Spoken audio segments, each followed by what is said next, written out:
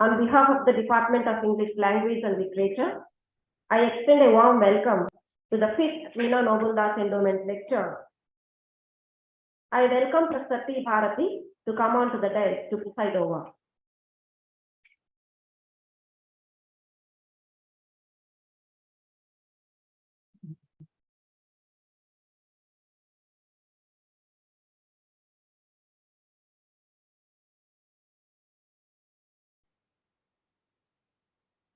I'm very happy to invite today's speaker, Professor Alladi, Professor of English and an eminent translator, to come on to the dais.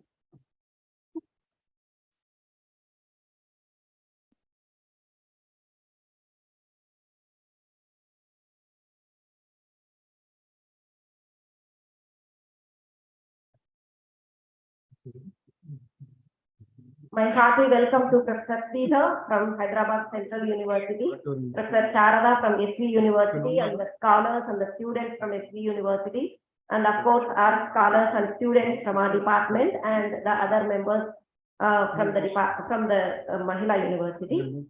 I now request Professor Bharati to conduct the proceedings.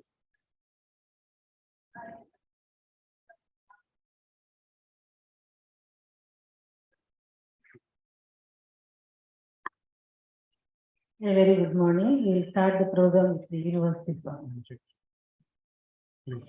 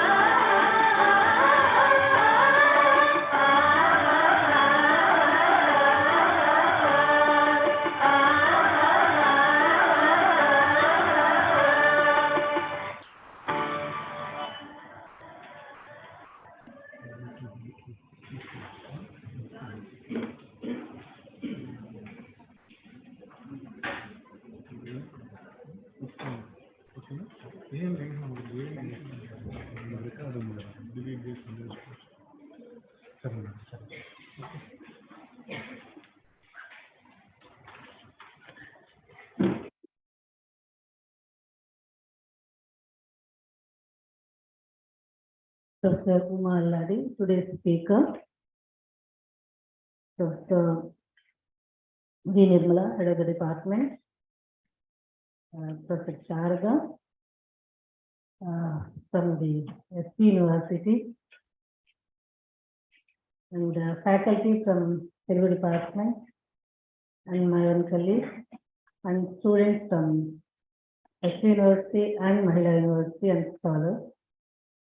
A very good morning to you all.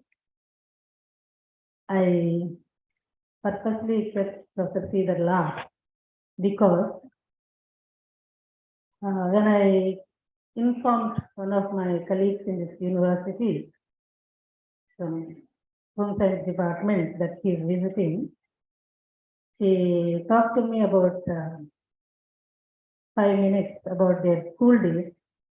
And in that 5 minutes, more than 5 times she said, Manchabbai Sridhar, Manchabbai Sridhar, Manchabbai Sridhar.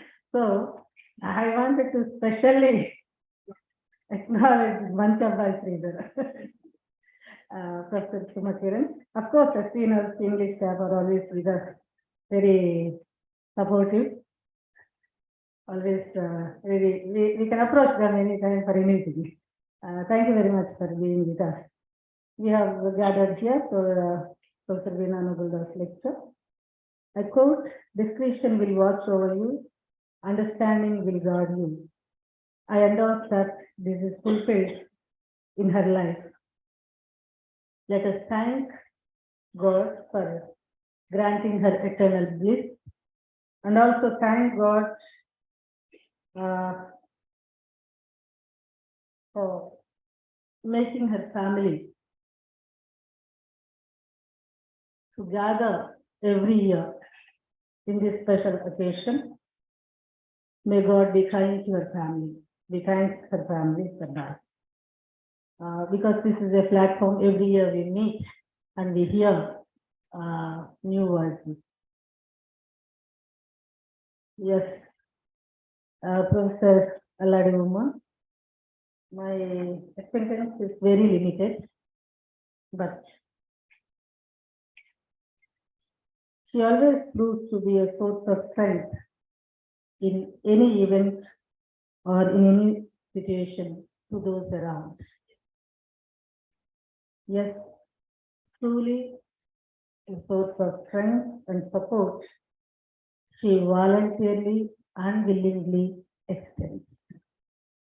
I think I also received the support on 2 or 3 occasions. Thank you, madam. Telugu writers, especially Telugu writers, ever be grateful to Professor Alladi for her contribution.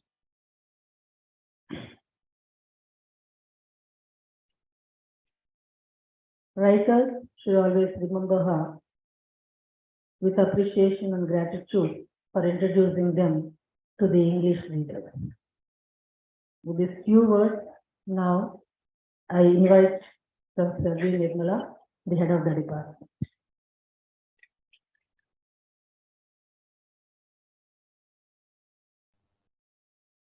I am here to introduce Professor Veena Nobel, who had left an indelible impression on the university as the administrator. And in fact, I deem it an honor to introduce Professor Veena Nobel on this occasion. She was an excellent academician with 36 years of experience, an inspiring teacher, an able administrator, and above all, a very good human being. And she is very close to our heart. She is always remembered for her cheerful and sportive nature and dignified demeanor. She worked in the Department of English, Sri Padmavati Mahila Vishwavidyalayam from 1998 to 2011, and also served the university as a Vice Chancellor from 2004 to 2006. During her tenure as a Vice Chancellor, Professor Veena could bring out phenomenal changes in the administration and had left her own mark in the university. Her contributions to Sri Padmavati Mahila Vishwavidyalayam as the Vice Chancellor are simply irreproachable. It's quite evident when we look at the progress of the university, and I just want to spell out some of the very significant things that happened during her tenure as the Vice Chancellor of this university. Started 7 schools in place of 2, courses got doubled from 29 to 57, strength of the students increased from 1200 to 2900, digitalized the library with internet and InflibNet, manifold increase in student supportive services, introduced Earn While You Learn scheme, Fulbright scholars visited the campus, MOU with prestigious institutions, prestigious international conference on women's university, Better Future Leader project of Netherlands and Young Life project Oxford were undertaken. Special attention was bestowed upon research activities, resulting in the award of a record number of 69 PhDs during her tenure. University and industry interface was encouraged. There was 30% of increase in the infrastructure. 30 important dignitaries visited the campus. All India ball badminton tournament was organized. 23rd Inter-University South Zone Youth Festival was conducted, in which students from 70 universities of South India participated. So there are many more to be mentioned, but for want of time, I have cited only a very few things. And we have been organizing this endowment lecture instituted in memory of Professor Veena by her beloved daughters, Ms. Shireen Noble Nasir and Hepkiba Zebde, since December 2018, the month in which Professor Veena took charge as a Vice Chancellor of this university. And every year we are organizing this event by inviting eminent literary personalities for the benefit of the students. The first lecture was given by Shireen herself, the youngest daughter of Professor Veena, on the topic Women as Leaders. And the second lecture was given by Professor Mohanji Ramlan, retired Professor of English from HCU, on Reflections on Conservative Literary Imagination in 2019. Third lecture was given by Professor N. Nagaraju, Vice Chancellor of Barampur University, on Voicing Nature, Relation with Nature and Possibilities of Restitution in 2020. Fourth lecture was given by Professor Nataraj Pulia from University of Bangalore on Indian Dalit literature and African American literature, a comparative view. And of course, the last two lectures were arranged during COVID, during pandemic, and they were delivered through online, through Zoom platform. And this time, Professor Alladi is kind enough to grace this occasion, and thank you very much, Madam, for being with us today. And we are looking forward to listening to the fifth Veena Nobel Endowment lecture to be delivered by Professor Alladi. Thank you.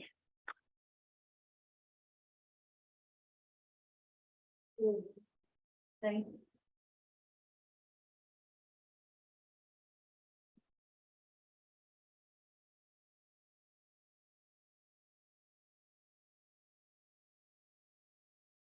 Thank you, Professor Nirmala.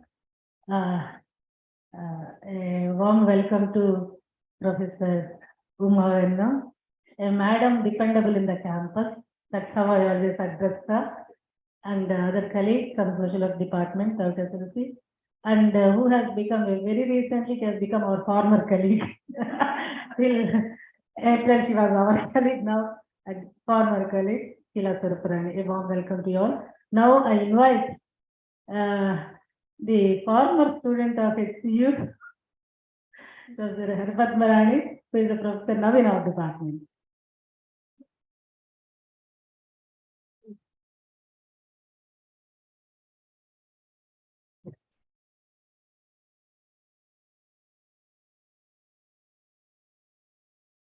The distinguished guests on the day, of the day, and the most valued members of the audience, it's indeed a pleasure to introduce one of my favorite teachers at the University of Hyderabad in the presence of my present students and in the presence of one of my former teachers, Professor Sridhar, and in the presence of some of my colleagues in the university today. Given a free hand, I get anecdotal and it can go on endlessly. So to prevent that, I'll just read out a brief note I have made on Professor Alladi, the speaker of today's endowment lecture. On completing the task of drafting the Indian Constitution, Dr. B.R. Ambedkar, the chairman of the drafting committee, said in 1949, I quote, "I was more than surprised when the drafting committee elected me to be its chairman. There were in the drafting committee men bigger, better, and more competent than myself, such as my friend Sir Alladi Krishnaswamy Iyer." Unquote. Sir Alladi Krishnaswamy Iyer, who played a major role in shaping the course of the history of modern India, was regarded as a bigger, better, and more competent person than himself by no less a person than Dr. B.R. Ambedkar. Sitting to the left of Dr. B.R. Ambedkar in this image is Sir Alladi Krishnaswamy Iyer, the legendary legal icon. And sitting in front of you on the dais, left to Professor T. Bharati here, is the granddaughter and the daughter of his son, the once Chief Justice of AP High Court, Sri Alladi Kuppuswamy.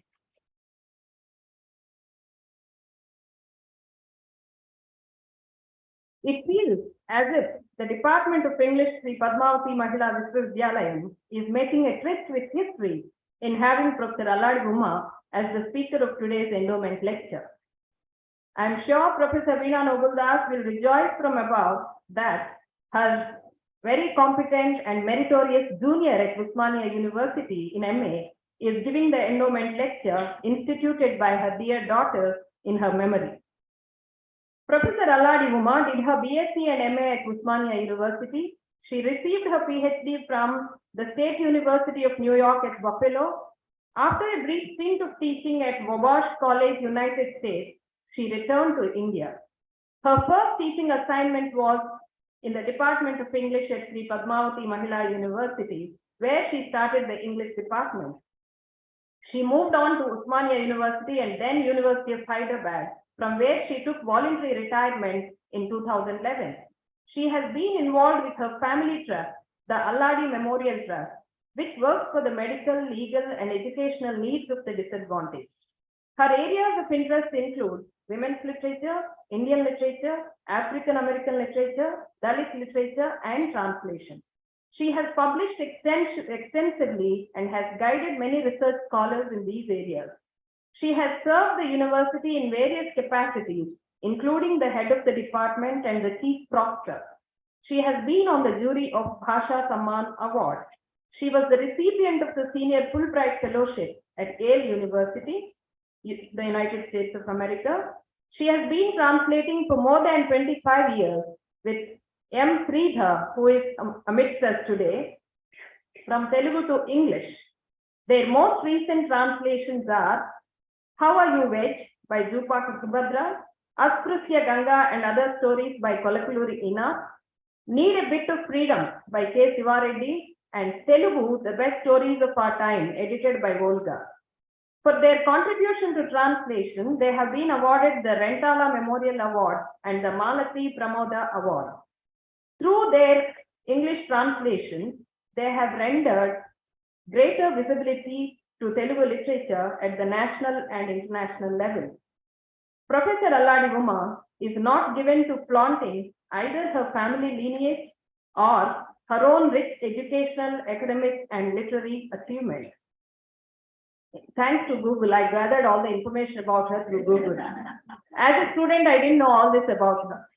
She is known for her humility, amiability, and concern for her students. That she was the most sought-after research guide in the department at HCU stands as a testimony to her exceptional human qualities as much as to her scholarship. Professionally, Professor Alladi Uma is known for her outspokenness, integrity, and commitment. It is indeed a privilege for the department to have such an accomplished scholar and translator at today's endowment lecture. I cannot, leave the stage without saying at least two things about two trivia about Professor Uma and Professor Sridhar. I have about 250 plus contacts on my phone. The only two contacts who do not own a smartphone are these two. And this is the secret behind, the amount of translations they are able to produce. I believe that. And the second thing is, these are the only two members of the faculty in the universities who have taken voluntary retirement. Among the people I have known, I have never seen any university faculty taking voluntary retirement. So these two things, I couldn't refrain from sharing. Thank you for giving me this opportunity. Thank you, Professor Padmarani. Now I invite Professor Umani.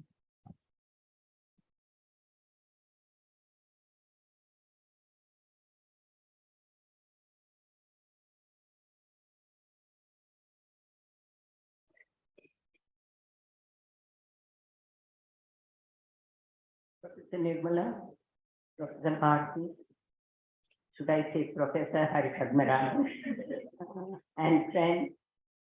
There are too many friends and colleagues here, therefore I shall not name them. But to all my friends here who have taken the trouble of coming here, I particularly want to mention Uma here, because Uma and I joined the department at the same time. There was another Uma, unfortunately, she's no longer with us. We were three Umas at that time. and students, whom I miss very much. That's one part of my university life that I miss being with students, learning from students. I've learned a lot in my life from students, and that's something I miss. I interact now with a younger crowd, and I learn a lot from them too. I'm really deeply touched about being asked to come and give this endowment lecture. You've had very, very distinguished people, and Hari Padma has already named those distinguished people. Giving you lectures on various topics. I feel I have no justification to be there in that list of distinguished people. But I feel two justifications. One is my association with Padmavati Mahila University itself, a university that gave me my first job in India and gave me the opportunity to develop a department. I was here for one academic year alone. I would have loved to be here for a longer time, but there were family pressures. My father was sick. I had to go back to Hyderabad and to Osmania University, which was also my alma mater. I studied there. My BSc, my MA was from Osmania University. So I moved my alma mater, but I didn't very much like going from here, but I had to. And when I also remember SC University very fondly, because when we started the department, so we were 4 selected, there were only 3 in the department, and therefore we had to rely on senior colleagues and colleagues in the SC University who helped us out. I should also remember here the dynamic vice chancellor who started this university, Professor Vanaja Iyengar. I was a little disturbed when I went to the site and I found photographs of everybody, but not of Professor Vanaja Iyengar. I know that she did not care for her name. She only knew what she wanted to do. I'm sure Uma will agree with me that she gave us a lot of freedom to do what we wanted to do. She wanted this to be an outstanding university. And I thank her and the first principal who gave us, we had our differences, but we also had our own agreements with her. And so we were a team. We were a team. We did not have the spacious campus that you have. We did not have this digitalization that you have. We did not have this comfort of this hall that you have. We were in a small building lent to us by the Polytechnic College. We stayed there, but we did a lot. You know, to achieve something, you don't need comfort all the time.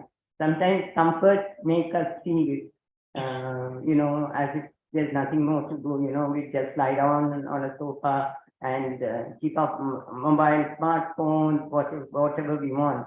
But we were in that department. I know how hard. In those days, for social work, we used to go to slums.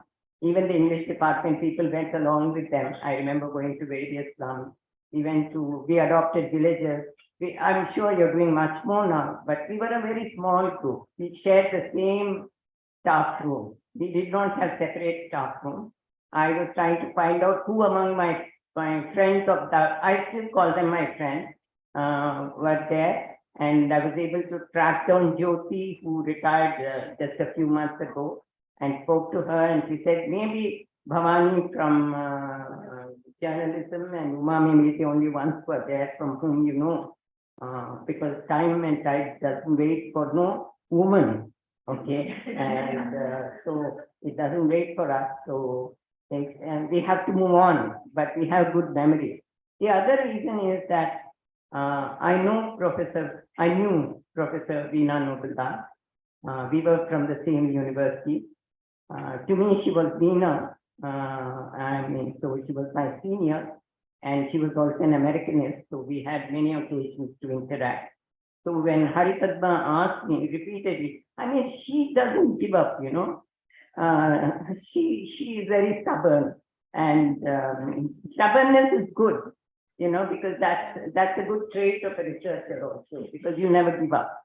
So she kept asking me, and last year I said, I'm not very comfortable with this modern things like online teaching and all that. I like to see people. I like to interact with people. I like to be with people, and therefore I come. So my justification is not as a scholar like these people are. I do what I enjoy, and in my own modest kind of manner. And she has embarrassed me by talking about my father and my grandfather. At one level, I'm proud to be my grandfather and my father's grandchild, but I am, and I want each one of you in this audience to be proud of yourself. So translation. Every act of interpretation is a translation because you're taking that thing and you're putting it into your own self and you're reading it. No, even today, I'm sure a social scientist that I know Uma, but I don't know the others whether they're social scientists or not, is no longer or quote unquote objective. There's no longer one way of looking at society. There are many ways of looking at society. Once you say that, you are right, you're doing it in the act of translation. Now I backtrack a bit. If I know that the time, I can have something immediate time. I don't want to go beyond that. Because I've been away from teaching I took voluntary retirement in 2011. And we teachers, we get this sudden urge. For 11 years, I've kept mum. Now I've got an audience, let me speak continuously for any length of time, But Haripatna warned me, she said, don't speak for more than half an hour. So I don't know, I want interaction from the younger people, because you said the whole thing is 1 hour. I want interaction with the younger people. I want to learn. Before I leave this place, I want to learn from you all. And you promise you'll ask me questions? Yes or no?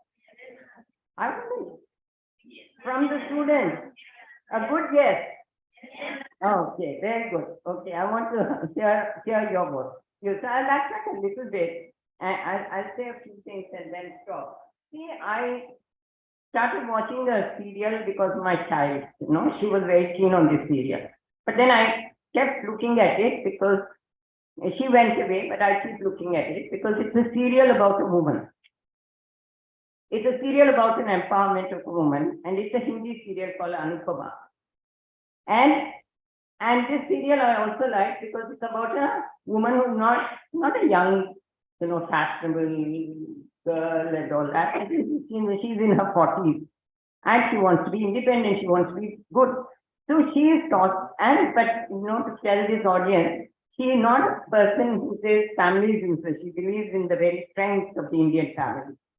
So when I was watching this a few episodes ago, I haven't watched in the last 3 days because Haripadma gave me a task and I've been thinking about that rather than watch anything. So I watched the serial. In this serial, there is a gang rape case, of a young girl whom she cannot save from gang rape. So she goes through a lot of tension. So my immediate thing was, did the creator of Anupama get this idea from the Nirbhaya case? Okay, did it come from there? From the 2012, right? It's the Nirbhaya case. So did she get this idea from there? How did this idea come? So I'm asking myself these questions. Then I read about Poonawalla in the paper. And it says that this man must have got the idea from watching something and then going into this horrible, most atrocious act of cutting his living partner to pieces and having this cruel brain of throwing piece by piece somewhere. He must have got it, they say, from these violent movies or violent things that he has seen. So we have two things there. Did he get it from there? Or tomorrow when somebody writes about it, will I think that they got it from the Poonawalla case? So where does it start? Where does it end? So this is the question that all of us must inquire. So let us not be very glib and say, we use words, no, this is realist, because most of you, I think almost all of you here are literature students, right? You say, I asked a writer who used to be in our department, a poet, whom she knows, a well-known poet, a gay poet, and once I asked him, Professor Hoshang Merchant, who do we write your poetry for? Well, I don't write it for anybody. I write for myself every day. I mean, I'm not interested in social and other things. But can anyone, the minute you put down paper, pen to paper, can you be writing for no one? If that is the case, why do you have to put it on paper? Why do you need to publish it? Even a diary, I don't personally keep diary, but if you keep a diary, okay, you keep a diary and you note down a various things. You write dear diary, dear reader, whatever it is you write in the diary. Okay. I've looked at a lot of diaries. I've looked at a lot of diaries which are not by famous people, but it's called a day at a time. It's about ordinary women writing their diaries daily. Why are they writing it? Will this be looked at later on? At one stage, you say, this diary is mine. I don't want anybody to look at it. I'll hide it. Today, you may hide it. But can you really, the minute you say something, or minute you record a song, పాట పాడడం ఇష్టం నేను bathroom లో పాడుకుంటాను. So, okay, that thing I think for myself, is there something like that? Does it reach out to some other person? The minute it reaches out, it is being transmitted or translated into kind of thing. So this is something that we need to ask. So I don't think that there is any act of creativity which is so self-absorbent that it doesn't reach anybody. Everybody who writes it ultimately reaches somebody else. Okay. So we are talking about an act which to me, so let us not use words like this is realistic fiction, this is imaginative fiction, this is art for art's sake, whatever, post art, post something, postmodern, post structural, post. Okay. All of us which are post are ultimately read, post are ultimately analyzed. Okay. I know that there is a person in my own department now, a young person who was my student, a batch before Haripatmarani batch, who's now a big person who's a chair and who writes all kinds of these kinds of things.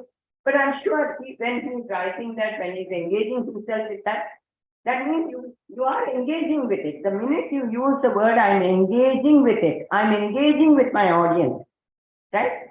I believe that there is a dialogue. Right now I feel that while you are keeping quiet, there is still an engagement. Silence also speaks. There is still an engagement. And I am trying to look at the faces of all the people. I try to make eye contact with those whom I think are responding to me, you know. So this is an engagement that we want. So this is one act that I would like to talk to you, and I'd like all my students to think, because don't think of literature as esoteric, okay, something which is so beautiful. I remember, you know, I must say about a teacher of mine who used to be very fond of me till I decided to do MA in literature. I was a BSc student. I was not a literature student. I was a BSc mathematics student. And she used to be very fond of me because I was good at English. And I used to like reading, I used to write. Then when I finally said, I'm going to do MA in English literature, she was very angry with me. She said, how can a person who comes from your background do English literature? You know, you have to be a literature person. You have many more hurdles, perhaps. I don't know who Chaucer was, perhaps, but I can read a Chaucer and all that. I mean, even without Chaucer Google, I could still read Chaucer and go. There was something called a library and there were books there. So then she told me, you know, you must be extremely sensitive to understand literature. I thought, my God, is she saying I'm not sensitive enough to understand literature? Only sensitive people go to do literature, she told me. So there are certain kinds of things, and we continued to meet. I think because we were in the same university for a number of years, we continued to meet. We were good friends and all that. But this thing that she told me is always there somewhere in my mind. It just got translated into my mind. So try and prove that literature is not just that. When I read my Communist Manifesto, I see literature in it. I don't just see the philosophy in it. When I read Ambedkar's text, you know, I see literature in it. the annihilation of caste by Ambedkar is not just about a theory about removal of caste, which is extremely essential in today's world, but the way in which he writes is also so-called literature. So where are you making the distinction about this is literature or this is not? So I was looking at life, literature and translation in this sense, but I also want to say that because you're all bilingual here, okay, at least you know two languages, Telugu and English. Some of you may know more languages. I think there is an onus on us, there is a responsibility on us to take our literature. For too long, we have brought English literature to Telugu. Too long other literatures, Bengali literature to Telugu. Okay. I never knew till my 20th year or more that Sharat was not a Telugu person. Okay. I always thought he's Telugu. Only later on I realized he's a Bengali. Okay. So I mean that's the way we were brought up. So yes, let them come into Telugu, but we have a necessity to take Telugu. If you, and more so to other Indian languages. Unfortunately, I don't know any other Indian language well enough to translate it. I only know one Indian language, and that's English. Okay, but I would urge that all of you, and the reason I'm saying this is that we need to, life and literature, we need to have an interaction. And as far as English, writing in English is concerned, we have to translate text from our Indian languages, because the kind of depth that is there in our Indian languages is not still there in writings which are written only in English. I'm not saying it is zero. I mean, it's the certain kinds of experiences that are there in Telugu, for example, is not there in any other in English. So I urge you, I will stop at this point because I think it's a little over half an hour that I've spoken. And not yet. Okay.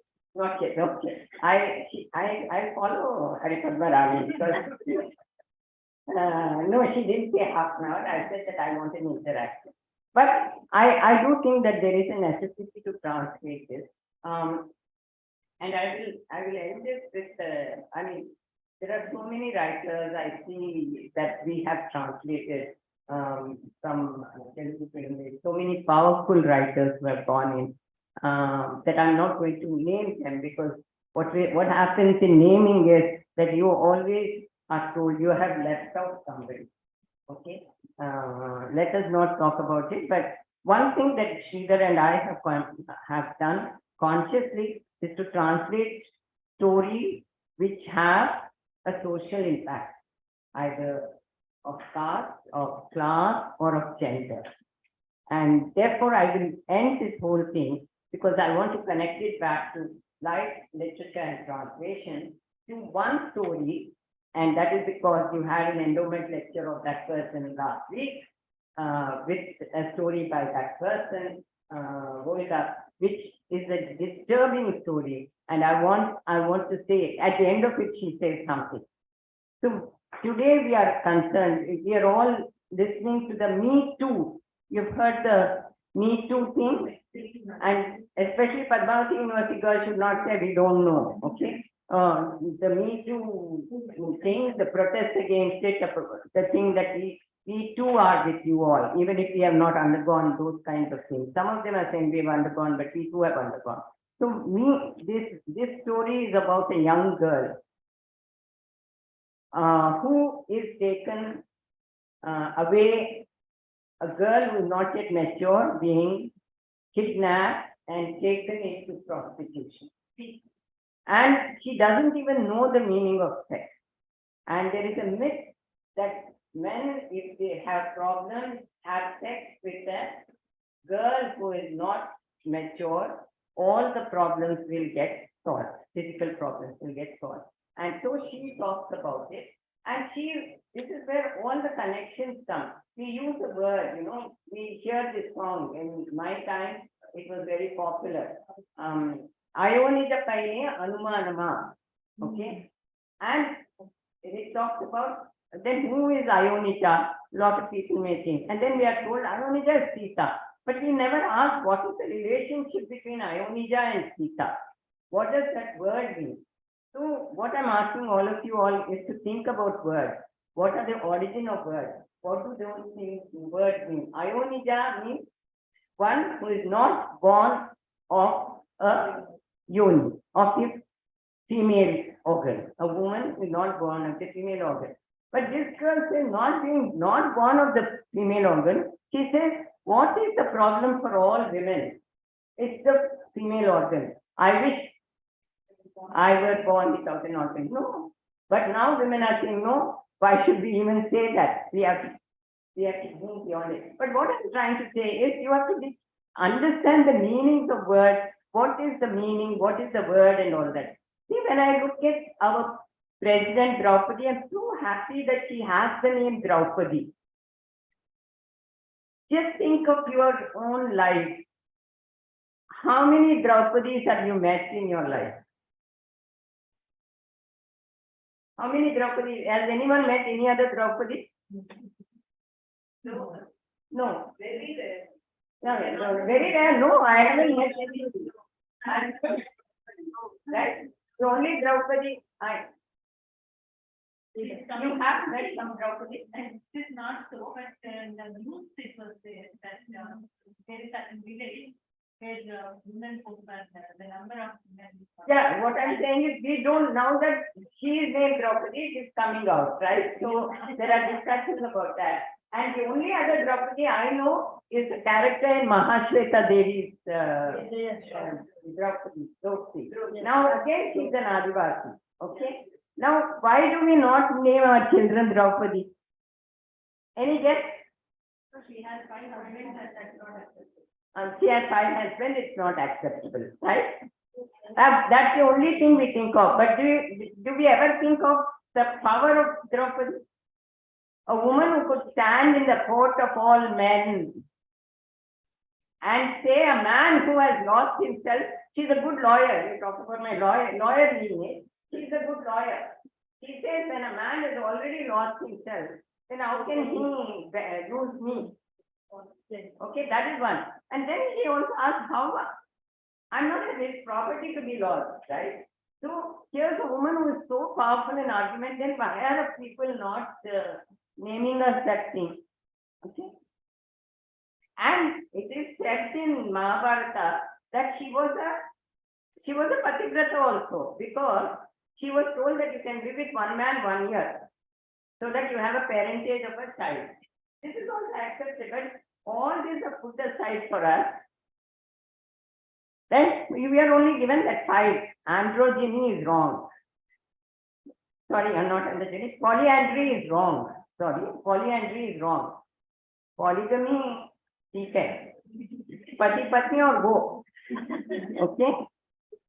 So this thing that men's sexuality is okay, women's sexuality is wrong. So somewhere there, so I really admire. I mean, I'm so happy that our president is Draupadi. I mean, at least now we will start rethinking even those who are into a conservative mode, those who believe in certain kinds of, even those people I'm saying, I'm not talking about people moving away from that conservative way of thinking, will now start rethinking any of these kinds of things. So we need to translate our mind. We need to translate our ideas, and we have to bring these ideas into the fore. And a person like our president is giving us the opportunity to rethink, reevaluate, relook. I mean, whole lot of debate now, right? How can anybody talk about her looks or whatever it is, right? What she looks like, whether she's dark, and I mean, what gives us the feeling that if you're fair, you're beautiful, if you're dark, you're not beautiful? I mean, these are all evaluations that we need to ask ourselves, and that is what literature has to teach us. That is what literature should be teaching us. And I'm sure your teachers, even if you have a very structured syllabus, will be able to connect you to all of these things and stop there. And I stop here with the plea. I have a plea. And that is, please don't judge anybody without applying your mind to it. don't think that Uma wears a sari and therefore she's an ultra conservative person. Okay?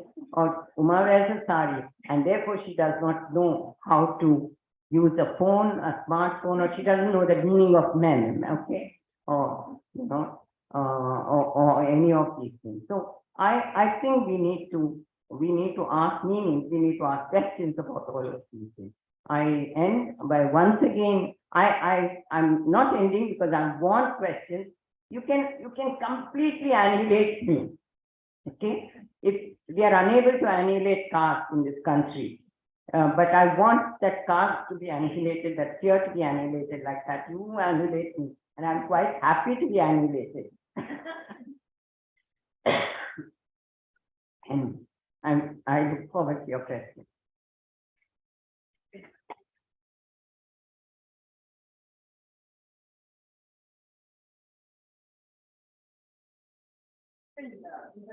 No, you know me, I'm happy to. I do hope I made some sense. And if I disturbed you, I'm very happy. Yes, please. And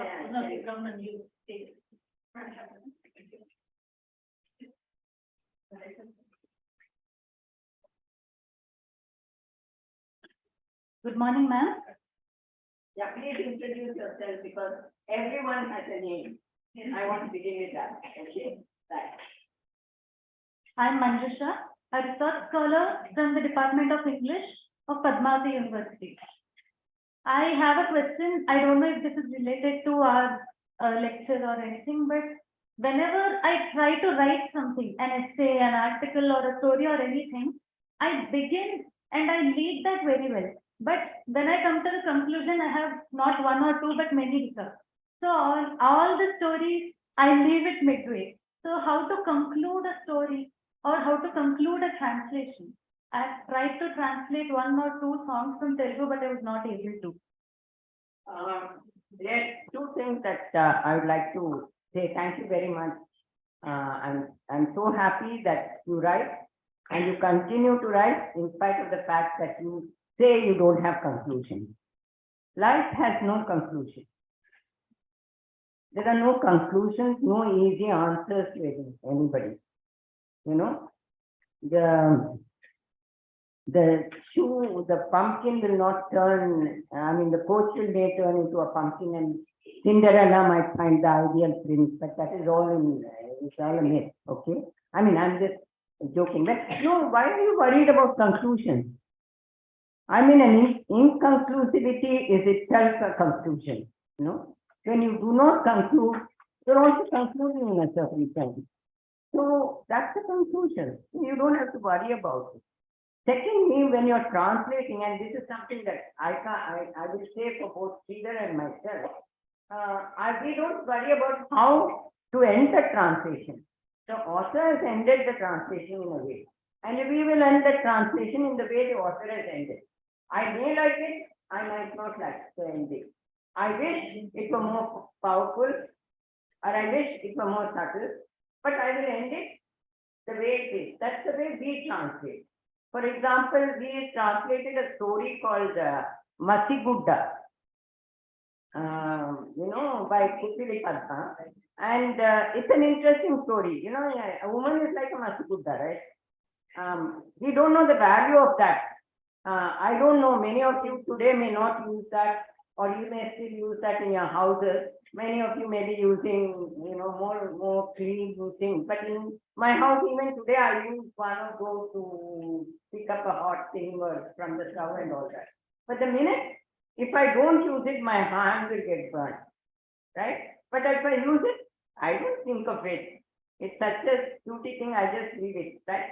But what has happened is that the idea is good, the ending is good and all that, but there is a big lecture that the narrator gives at the end of the thing, which Sridhar and I thought could have been a little more subtle, okay? But that's her. You know, that is the way Padma wants to write. Who are we to say he should not write like that? So we write that. If I were writing a paper, I may say something about it, but so conclusions in a translation, I don't think we should worry about. But conclusions for your own sake, don't worry. Your inconclusivity is a thing. There's a Kurosawa is a very famous director. He has a movie called Rashomon, and the whole thing is that there are so many perspectives to that one story. So if you're not able to give a conclusion, it's fine. Or if you say, oh, this ends, and I think maybe I can also end it like that. There are people who write like that. You know, they give two possible endings. I don't think there's a problem. Good, you are writing in spite of this fear in you. Please continue to write. Thank you.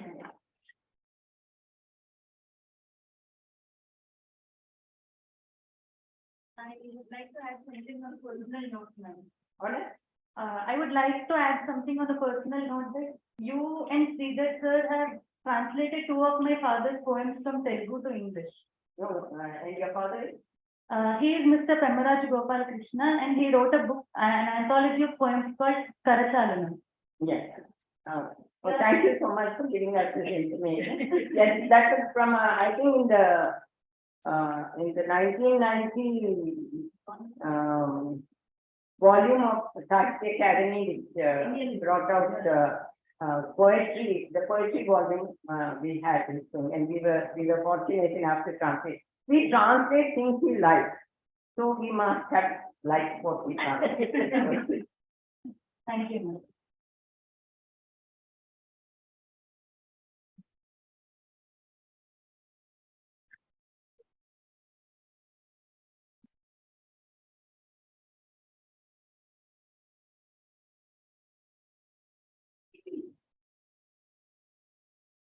Nice meeting you after years of knowing you with Mahila University in '84. And I've seen you after that. We heard quite a bit about you.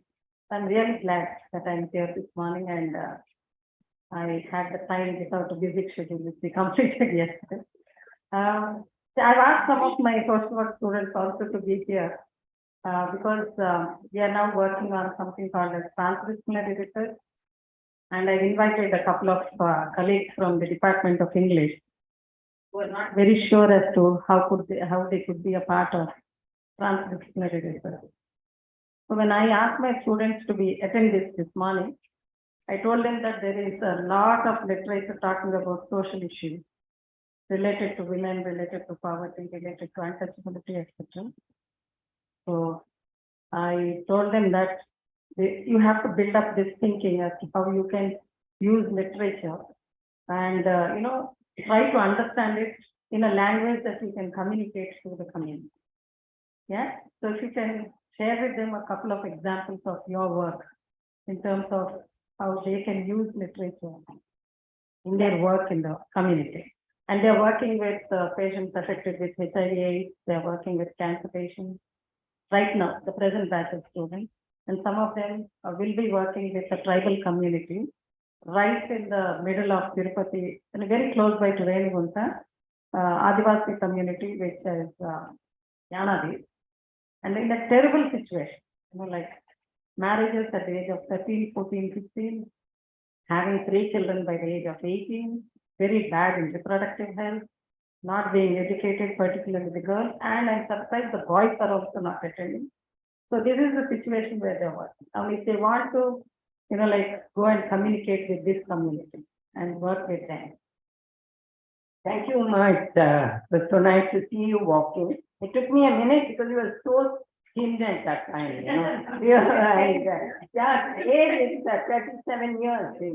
37 years since we have met. So it took me 1 minute. In fact, I was telling Hari Padma last night, we were 3 Umas and unfortunately one is not there. And talking about all the people in that room, Violet and Adilakshmi and others who were with us at that time. So, as I said, we do translate texts which are socially relevant. As far as we find whether it's a Dalit text, one of our recent books. I'm also happy to share is that for gender sensitivity, this text of Subhadra Subhadra has been awarded the Alladi Media International Prize for this text. This happened just 3 days ago. It is given to the author. So Subhadra received it. It's called the Telugu text was called Rayakamanyam, whereas the English text has been, they didn't want that title because they didn't think it could be out. One of the stories is called How Are You Veg? And I think, for example, that kind of a story is very important for your students. At a time when certain kinds of food being eaten by people like beef or whatever is being questioned, and it's a tough task for us, for Sridhar and me. We are vegetarians, and she is questioning the very basis of our vegetarianism. Okay, but what we feel is that each person has her own take, her own ways of looking at the world, her own ways of confronting the world. So whether it is food, whether it is clothing, whether it is, in that there is one story about the person who is disabled, you combine disability with caste and poverty.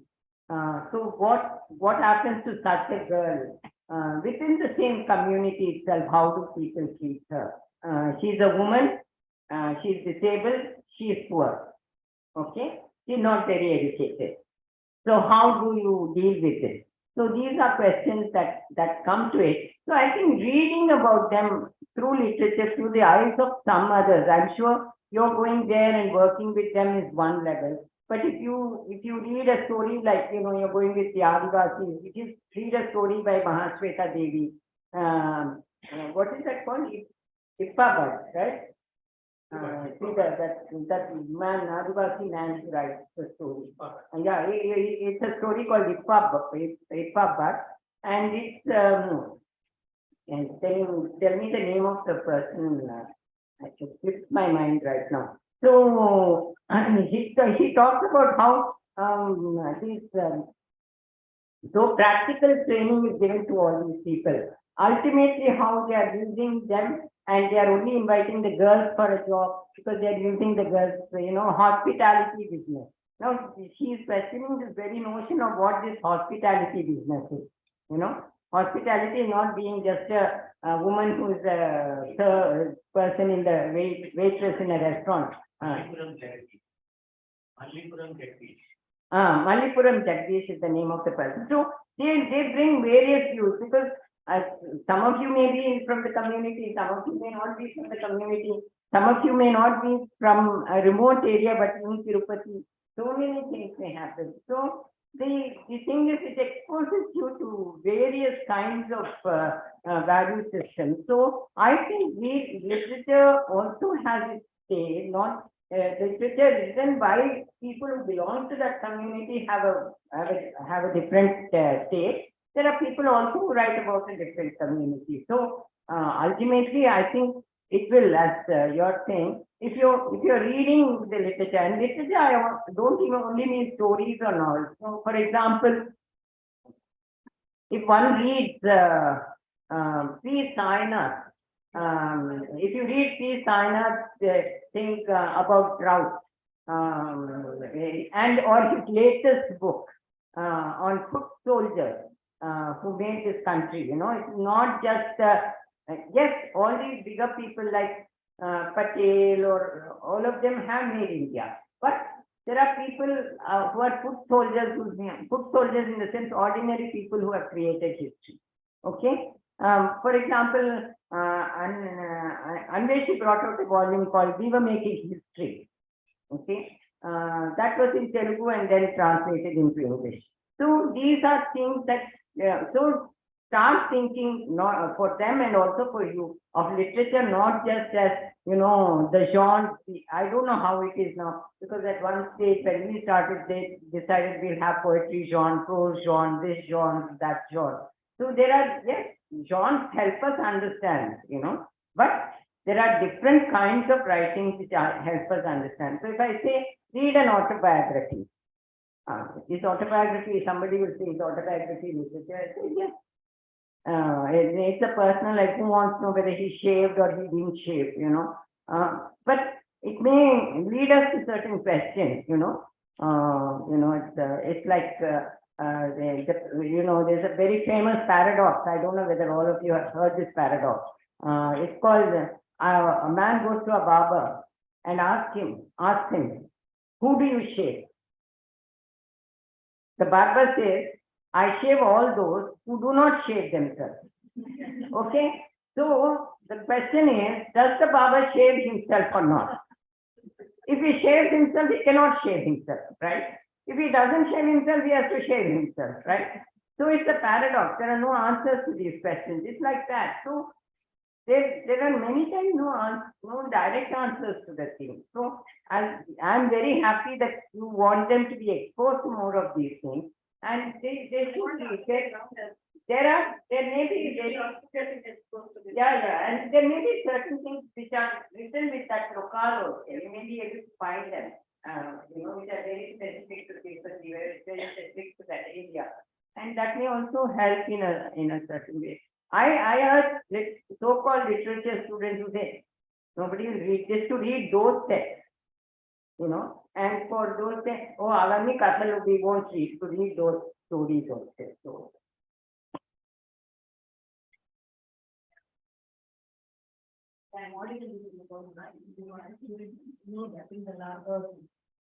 I personally believe that translation is a very subjective experience. But the fact that two of you are doing it together, I'm curious what your role is and what Sridhar's role is when you are actually doing the translation. What do you do and what does he do? I mean, I can imagine one person doing it, but two of you, how do you go about it? Does he do it first and do you edit it, or what are your individual roles there, or do you do it as Okay, and on a lighter scale, I will tell you, those who have regard for Sridhar say that he translates and gives my name, and those who think that Sridhar doesn't know English, you know, say that Uma translates and puts his name down. I mean, it's a genuine question. How does one collaborate, whether it's in criticism or in translation? Criticism is also interpretation. Yeah. Do you accept critical papers written by these people? They can discuss, they can do all that, but translation, I'm just personally. No, I'm asking you, can criticism, you have accept, it can be done. You have read papers that are done, maybe these days, even in languages and literature, two people write a paper together. It's common in sciences and social sciences, but in literature, now people are writing papers together. No, criticism also is that, as I said right in the beginning, criticism also is an act of translation. Interpretation is also a form of translation. So when you first and foremost, you must have an understanding that there's at some level, okay, there is something that both of us share about a view of the world. Unless there is no such basic, I'm not saying we are clones. We are not clones, okay? But we have some basic things in common. A respect for others. A feeling that he and I share. That is because we began with Ambedkar in your introduction. I think we believe that this one of the nastiest things that is happening to our country is the caste system. And there should be a basic elimination of this caste system. So if we share a space like that, or as a woman, you know, everybody thinks, oh, woman is a privileged woman because she comes from a privileged class. No. My thing may be different from yours, may be different from Bharati's, but there is something that I may have undergone which none of you have seen already. So when I talk about this, there must be an empathy from that person to say, yes, there's a woman. So he has a disadvantage. Upper caste, Western educated, right? He has all the disadvantages. You know, I have only at least one less disadvantage, but upper caste woman. Okay. Then The question is that there must be something where we can understand. My child will say they're always quarreling, they're always at loggerheads, you know, they don't agree on something. Then he said, I'm going away to my room because you're discussing, you know.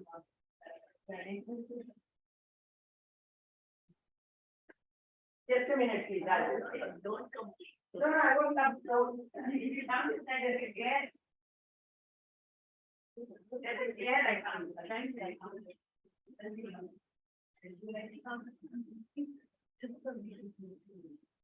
No. Take care, I understand you are having fever. Take care. Yeah, don't write something. You know, I just said that.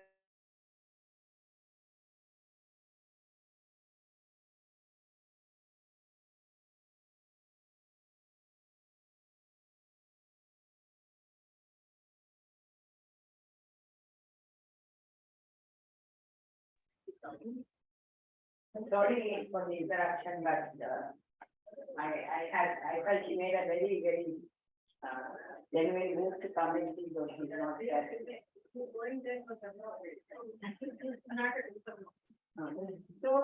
we, but as I was saying, he said, no, I'll go away, but no.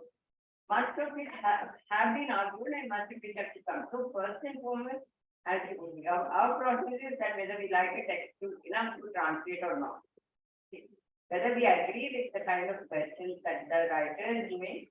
We have done a volume of his son is here, volume which is recently developed.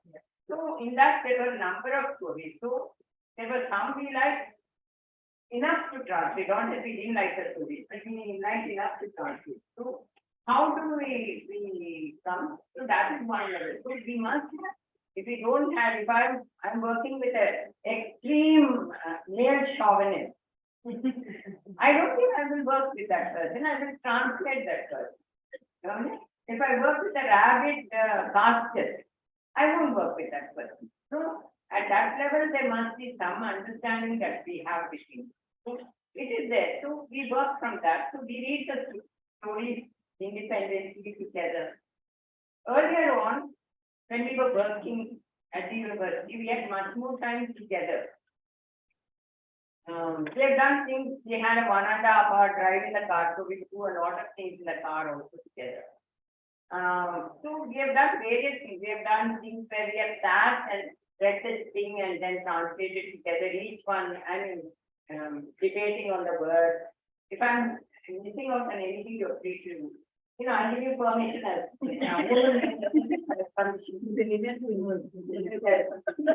so, the question is that we would do that. No, if I need to. Yeah. And if it was then, otherwise there are times when he translates something and then shows it to me and then we work on it. I mean, there are times when in the same story he has translated 2 pages. I don't look at it, I go ahead and translate the rest. So then we try to see that whether there is uniformity, there is no uniformity and all that. But it takes a lot of emotional source because we have a lot of arguments about the thing, but we enjoyed doing it, and that's why I guess our first translation was published on May 16, 1993. So we published. I remember the date. Like I joined Padma University on November 5th, 1984. That's I remember. Some dates remain with me. That's how it is. So we generally don't translate unless we want. There are a lot of people are unhappy with us. On a lighter note, but I must tell you one thing, he never allowed me to translate. He writes poetry, but he never allowed for a joint translation. He wants to translate his own words. Poetry is different now. I mean, this is an added question. Last night, Vishal was asking me, you were their student. Between the two of them, who was a better teacher? That was the question he asked me. So I would like to actually take it through from him and ask you, between the two of you, who do you consider is a better translator? I say the same thing you did. very difficult to answer that. It's very difficult to answer that because if you say yes, he has done fine himself, therefore he should be a better translator. But I don't know. I think each of us puts in certain things and that's it. Oh, I want to tell you one thing that you can look, ask your students to look at, you know. There is a, we were looking at it last night because we translated some of those into Telugu. It's called WASH, WASS. You must have looked into it. We did that because they wanted it in Andhra Pradesh. So we did the first volume, pre-COVID volume. All of them into Telugu, we submit from Katha. Yes. For school children, but some of them are very useful for, yes, yeah, but yeah, I think they should be read in classrooms also because at this level, we talk about comics and other things. So in that sense, it should be that about women growing up, hygiene and all that. So it's a good thing. Oh, sorry, I just remembered, I thought I'd share it with you. But in continuation, the first, Padma was asking when you responded. Isn't there a requirement for either of you we have to, you know, like, not parliament, but then be more open to other views and then. Yeah. There's no possibility of working together for so many years. Here in the years now looking for everything. Right? I was just saying, if you have to work together for a period of 30 years, there must be some moments where you have to be open, willing to listen to others, and then try to change your views because based on what others are saying or whomever you're working with. Okay. So Yeah. does that happen? Because I think where Padma is coming from is, unless you are open, you can't work together. You know, you stick to your views and you say this is what is right. No, I think we are open in that sense. There are. I'm not asking for both of you, I'm talking about the general requirement. No, I think it is necessary. I mean, with this experience, I'm talking about it, about a larger sense. And in a way that, yes, people have to be open, unless you are open and are willing to admit, very often, you know, in the immediate thing, we don't admit that you are wrong, the other person is right. In any situation where people work for a long time.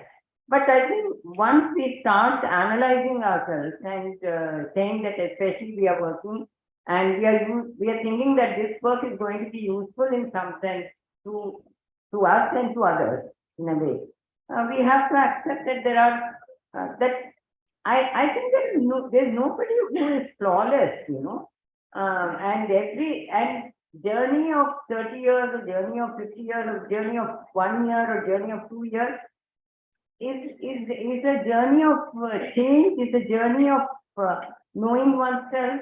You know, I think when I came into Padmavati in 1984 and in 2022, coming back to Padmavati University, and if I think, what could I have done if I were what I am today 10, okay, for that 1 year that I was here?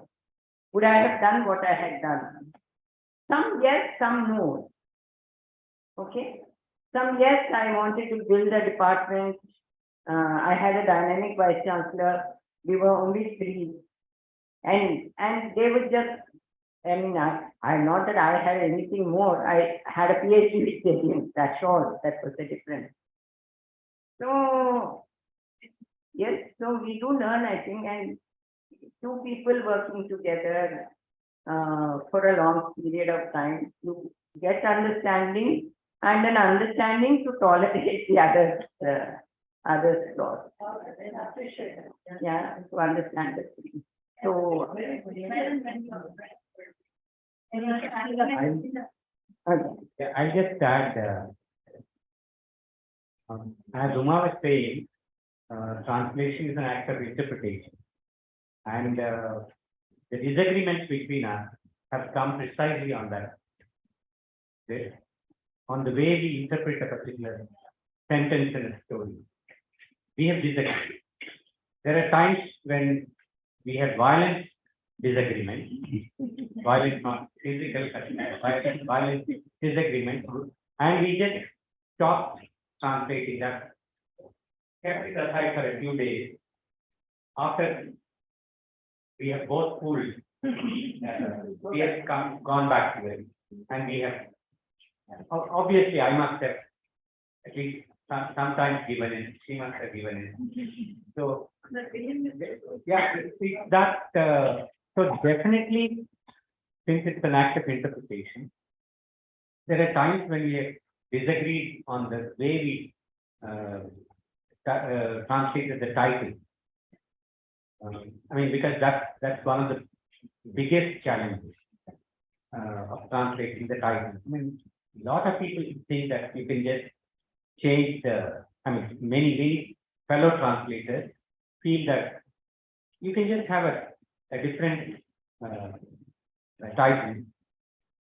I mean, we are not disagreeing with them either, because for them, the essence of the story must come in the title, and the title that the writer has given may not really have brought out that. So there are people who have changed the stories. Just as Uma was saying, there are people who have changed the ending. Research scholars who asked a question asked about conclusion. There are people who have translated where they have changed the ending, because we remember one translator changed the conclusion of Vatri Sita Devi's story that he was. We said, no, you can't. You can't do that. I mean, you can, yeah, you can have a note saying that I disagree with this conclusion. I would have had a different conclusion. You could perhaps say that, but you have no right to. We are pretty much very conservative in terms of sticking to the original in terms of the theme, except when a writer makes a mistake in terms of the historical fact. For example, there was one story where the writer was talking about Ramapagudi, and he said that Ramapagudi and said something about Rama. No, Ramapagudi had nothing to do with Rama, and Ramappa is the sculptor's name. So there he has clearly gone wrong. Even then, even in that case, he retained what he has said, but even a note saying that this is historically. So that's what I would like to add. So in terms of the way we have interpreted lines of stories and poems, there have been several disagreements, and we have come to some. And unless we did that, we would have continued translating. That's it. Yeah, that is the phase that is very important. So, when a book is published, it becomes public. Yes. Then, as you said, that we will have different perceptions. Maybe you also will be having perceptions. Is there any possibility of your perceptions coming in the way of your translation? That is my question. So sometimes it so happens that, especially in poetry, so there will be nativity and something that is cultural things and all, culture related and all. So in such cases, you will maybe is there any possibility of your perception differing from the writer's perception? Yeah, I think as Shita has just explained, and the thing is that every act of reading is an interpretation. I read a text, I read it slightly differently from the way in which Haripadma may read it or you may read it. So supposing I read the line, there's a poem by a Telugu woman writer called Parda Hata Ke Dekho. Okay, Shah Jahan writes this poem to expose certain things that goes around. So remove the veil and see. Okay, Now, when I think about this, I may have a lot of things about what she may want to say. But beyond that, I go into the poem and then wonder what is it that she is saying. Is she completely against the way or is she not against the way? Or what is happening? So I am reading that poem at that level, you know. Somebody may read and say, oh, how can she say that? Because a woman who wears the hijab has a right to wear the hijab because she wants to wear the hijab. Okay. So somebody who's reading that when she wants to see that may see it slightly differently from me and may think that this poem has to be read in this kind of manner. So we are doing a balancing act, right? Especially translating into another language. If I'm writing a paper on it, as Harikatma was saying, we talk about it in terms of some other text and things like that, and we do the thing. But here, when I'm doing it, I'm translating what I consider her idea. I don't know. See, one thing that has happened for us is that most of the writers we have translated are living writers. Very few writers were no more. And we have, for example, you know, when we did a story on leather making and all that, Inagaru was so kind enough to come home to explain those things to us because that is so very alien to us. We have never experienced that act of leather making at all. When I think of a handbag, I think of a shop, right? Where I can go and pick up a thing. But here is a man who's talking about leather making as an art.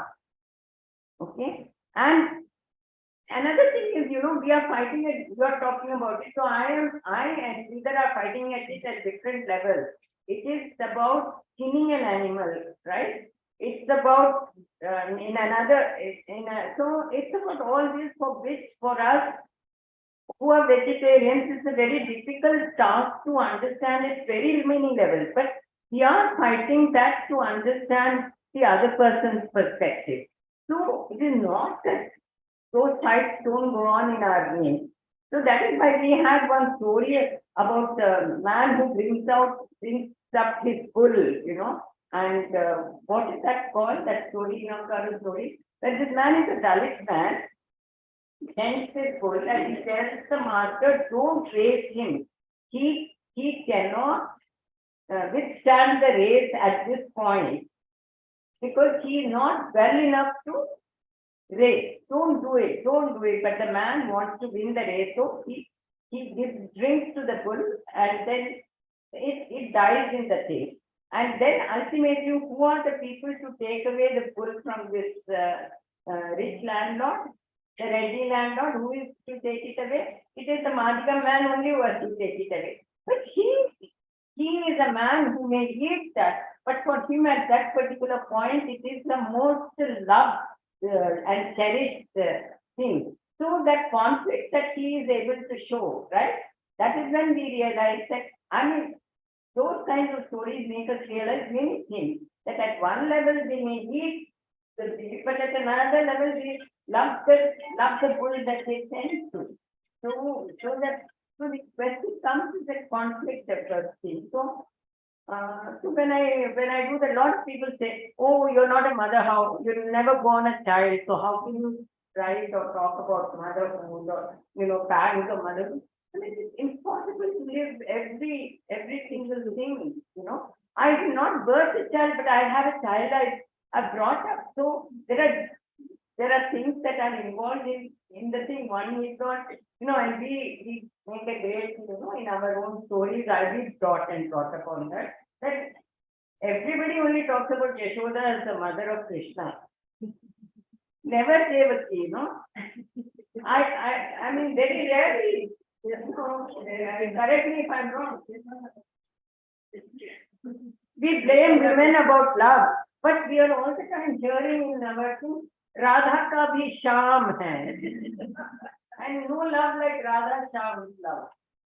But if an older woman is in love with a younger person, we absolutely condemn such a relationship. So we are caught up in all of these kinds of a thing, and these are stories that make me want to come out of it. So when I read a Kamala Das's poem where she's talking about an older woman and a man's love, I feel that, okay, I'm not saying, therefore, young girls, keep it in your mind, be 30, find a man of 20 and love. I'm not saying that, okay? I'm not advocating that kind of a thing. But what I'm saying is don't condemn somebody.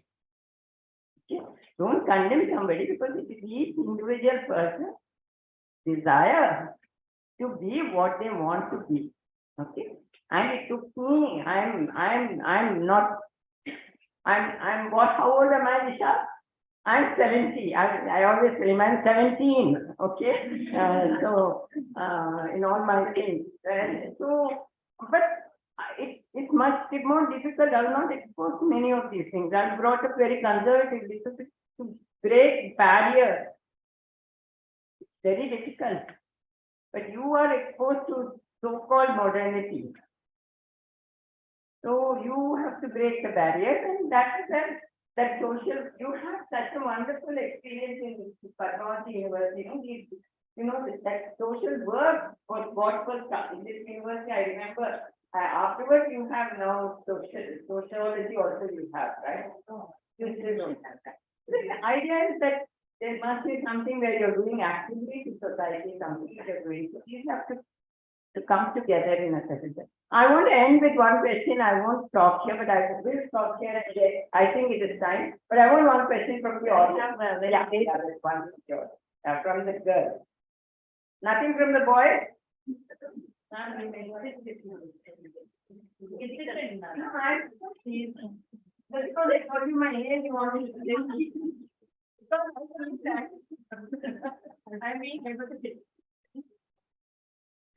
Good afternoon, ma'am. My name is Bhargavi, research scholar from the Department of English in Padmavati University. We want a suggestion. What are the things we have to keep in mind while translating something? And also, is the criteria same for translating a poem, a story, or a short story? Is the criteria same for all the things, or it is different? What do you keep in mind while translating? Love what you do. Okay? Pick up a thing that you love, pick up a thing that you empathize with, and translate it. Okay? That's one of the most important criteria. If you don't like something, you can never put your heart and soul to it. Okay? I'm not saying there will be 100% agreement with the text. No text can be like that. What you write today, you won't have 100% agreement later on also. So you must love it. You must enjoy it. You must say that this is something I want to do it. I want to take, and for me, and I think I can say for Sheila also, not just what we want, but what we want to take across. We want others to know this, that this kind of a thing exists. Okay?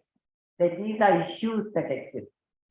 So then that's something that you need to do. So what are the criteria?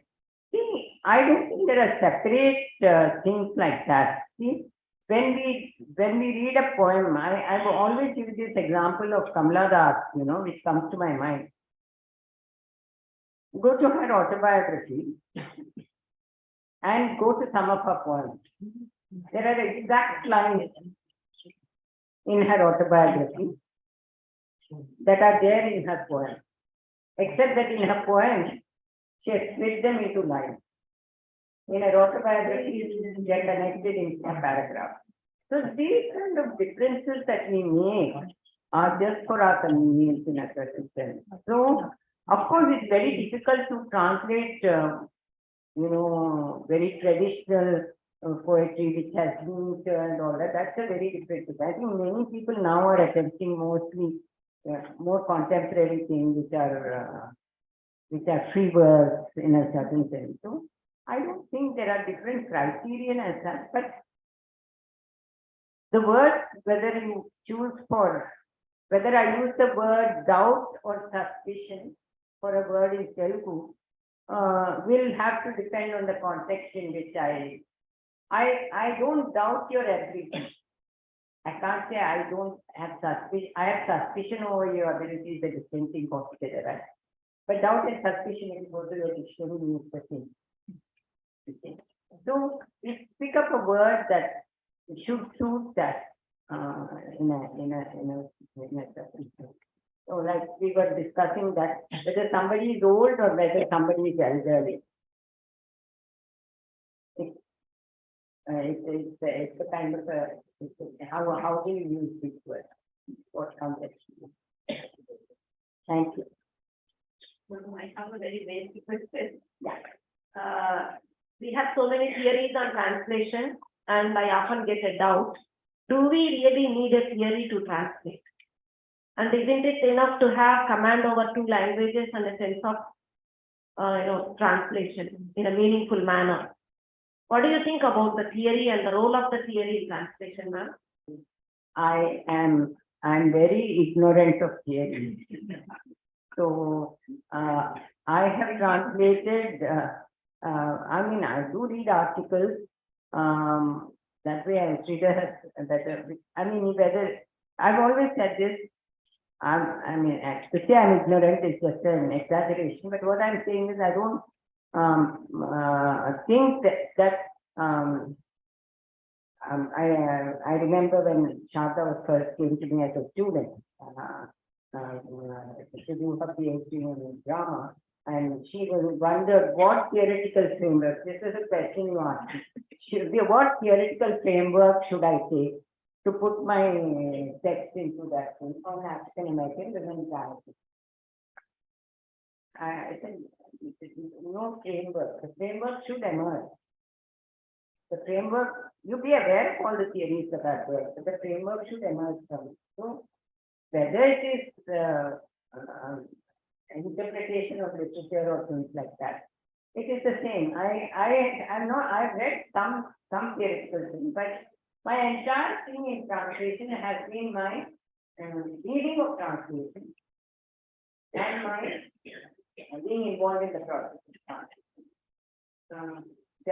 We do attend some, not now, but not in the recent past, pre-COVID and all that for the last, some personal reasons too, where I have not gone to seminars. We used to go to seminars, we listen to very highfalutin translation theory and wonder whether we are doing anything, but we are happy we are translating. But we met a young man who said that he is into translation theory, he himself is a translator, and he is going to look at the theories of the questions that have been asked. Two people, how do they translate? Or if the same text is now Gabilam has been translated twice. Once by Saki Madhura and the recent one. And so what happens when two different people translate at two different periods of time? So that kind of a thing may be interesting, but I don't know. I know I would feel that. You could probably learn if you're in the academia, thanks to the amount of academia. And today, if I have not made sense, I'm also happy because I'm outside the academia. Nobody will say I won't give you a promotion because you didn't make sense. So,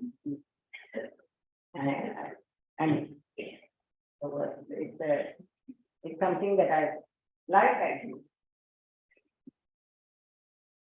Ma'am, it was a pleasure hearing you speaking so much about translation. There are only two translators in Telugu whom I know. I read more of Tamil and Tamil literature. One is you and the other one is my recent finalist, Prof. from Andhra University. My first introduction to Telugu translation and Telugu literature as such was your book, Ioni and Other Stories. I read it when I had just registered under you as a PhD scholar. I found it in my library and I read it. Don't tell them they may think I wrote. No. You didn't even tell that, ma'am. Okay, you didn't even tell that to me. And you don't flaunt anything, ma'am. We discovered you. And it's a pleasure discovering you. And the more we discover you, we stand in awe. Let me tell you that.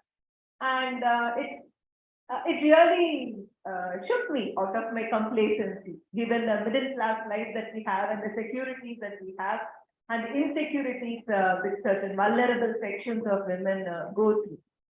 And then subsequently, ma'am, I wonder how you choose your team. Is it based on the societal relevance or social revolutions that you think of? Or is it any ideology to which you think of? Is it Marxism? Is it stories which have a Marxist relevance or women's liberation or the Dalit and the subaltern studies? Or only about the subaltern, the choice of things? How do you arrive at it? Yeah, I want to keep away from the theories. Yes, I've read Marx. Yes, I've read feminism, feminist theories, both the mainstream, African American, Dalit feminism. I've read Dalit theories, you know. I've done all of these things, but that's why I said it's not that I'm ignorant of theories, okay? I'm an ignoramus to a certain degree, but I'm not so ignorant of theories. But I don't think that after all, our worldviews are also shaped by what we read, people we meet, what has gone on in our own life. There's so many things that happen. And when I look at the inequalities in the society I live in, I live in a comfortable home, but I see inequalities all around me. It sort of shakes me out of my complacency. There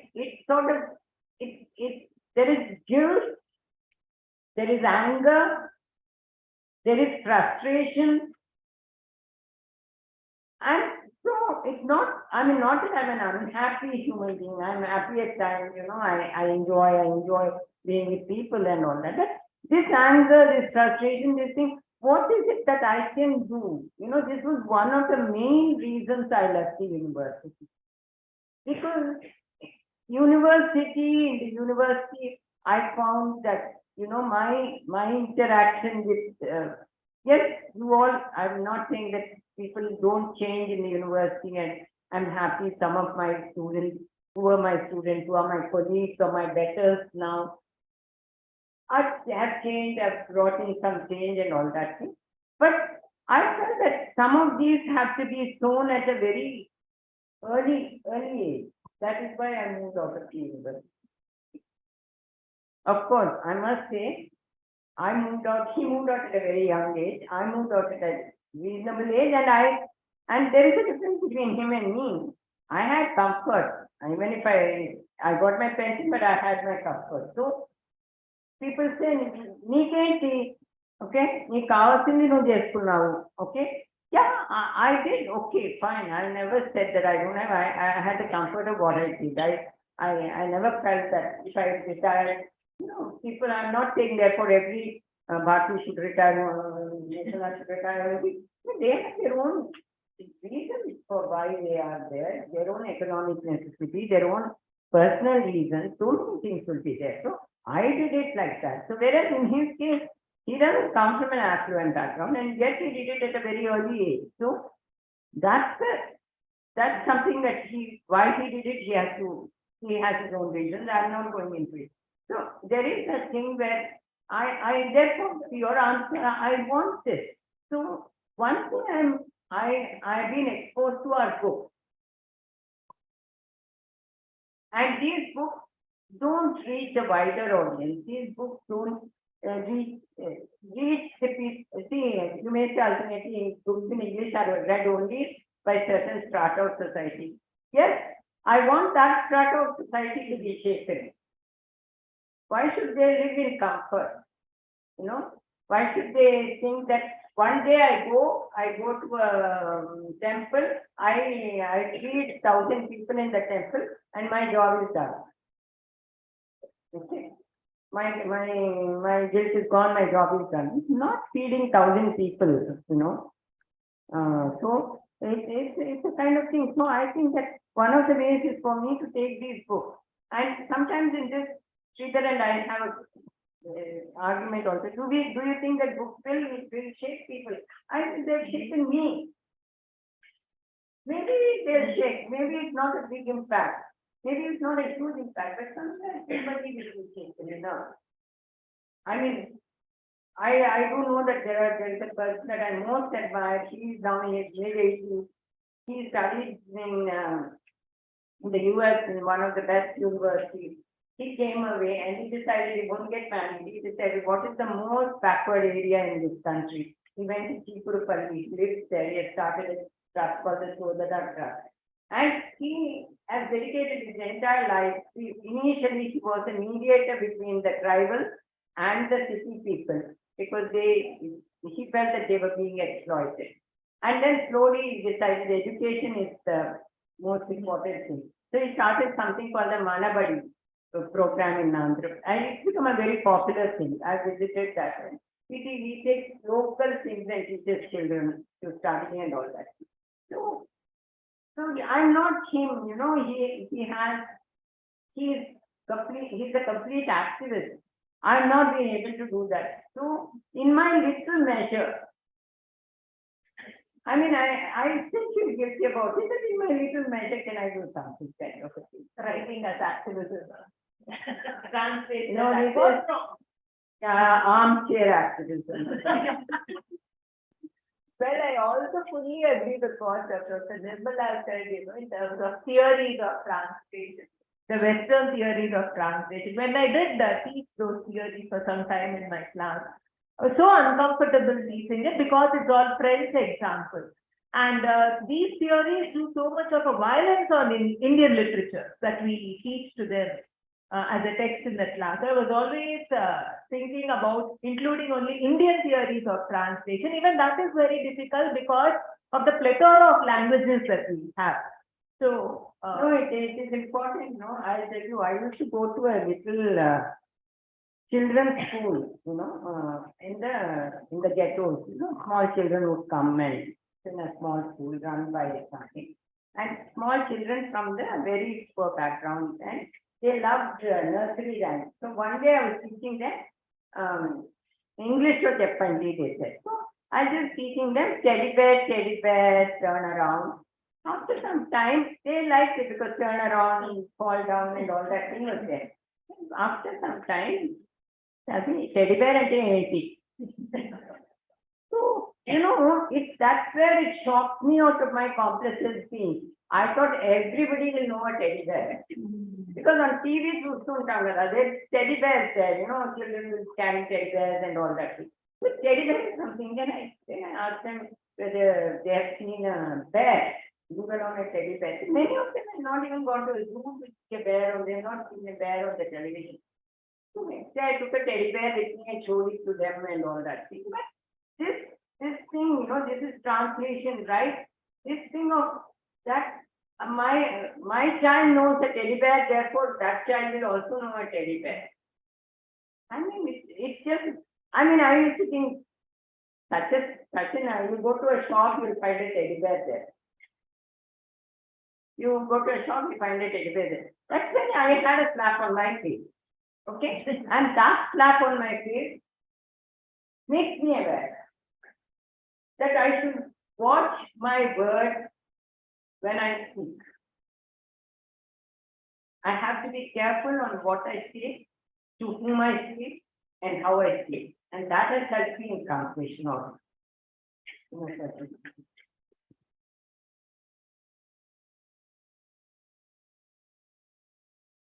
Thank you very much, and I really enjoyed myself, and I'm so happy I came. About a month ago, we were passing by this bypass road, going from Bangalore to Sridhar's village, Alladi, near Nellore, and I said, we'll take this road if we go to Tirupati, and I want to go to Tirupati. And soon enough, my wish was, fulfilled. Devata granted soon enough. So, and thanks so much. I mean, jokes apart, thank you, Bharati. Thank you, all of you.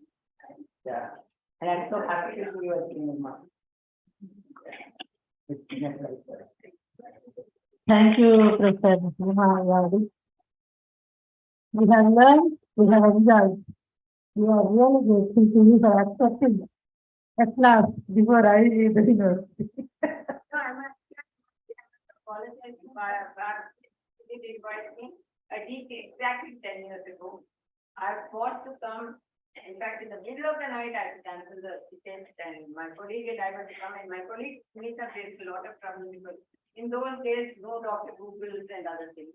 So we had to call the airlines and tell them, and university had to have only Indian Airlines. Yes. So we called Indian Airlines and we had to tell them, and they canceled both our tickets because my colleague and mine were the same ticket, and she went to the airport and found herself at a loss.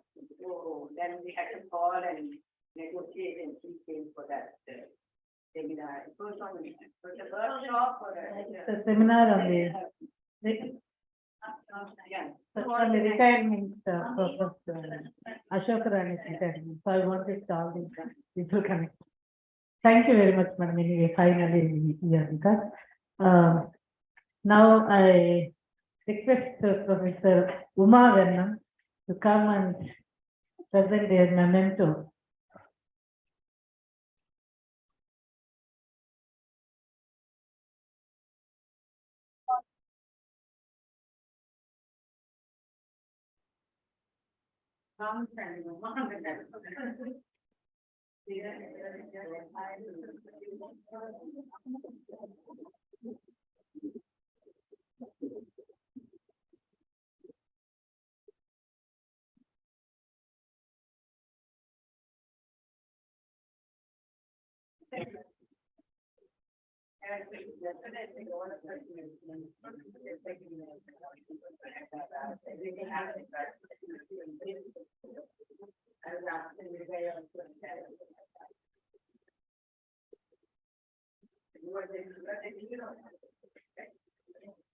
She's former rector, in charge vice chancellor and former rector, at present head of the department social work.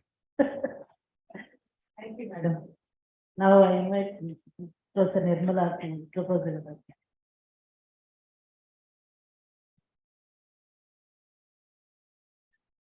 Yes, good afternoon to everyone. If I'm not exaggerating, it's like having Professor Alladi here with us today is like dream come true, because we have been trying to invite her, and this happened today. And I would like to thank, first of all, I would like to thank Ms. Shireen and Hipziba for their generous contribution to this endowment lecture. And I profusely thank Professor Bharati, whom we call, ever obliging madam in the department, for accepting to be the chairperson of this event today. Thank you so much, madam. I profusely thank Professor Alladi for being with us today. Thank you for that enlightening and thought-provoking lecture, madam. I think students have got benefited from that lecture, and hope you take up translations on life and literature. My humble thanks are due to Professor Sridhar, Professor Sharada, and Professor Sumakiran, and our ever-inspiring woman on the campus, former rector, Professor Uma ma'am, to be with us today, and also the colleagues from other departments. I'm very happy to see a bunch of boys here. This happens very rarely on this campus. Thank you for coming from SV University, all the boys and girls, students and scholars. And I thank all my students and scholars in the department to be with us, for being with us today and making this program an ever cherishable one in our department. Thank you, one and all. Thank you, Dr. Nirmala. But we are on time. We are supposed to leave this hall by 12:30.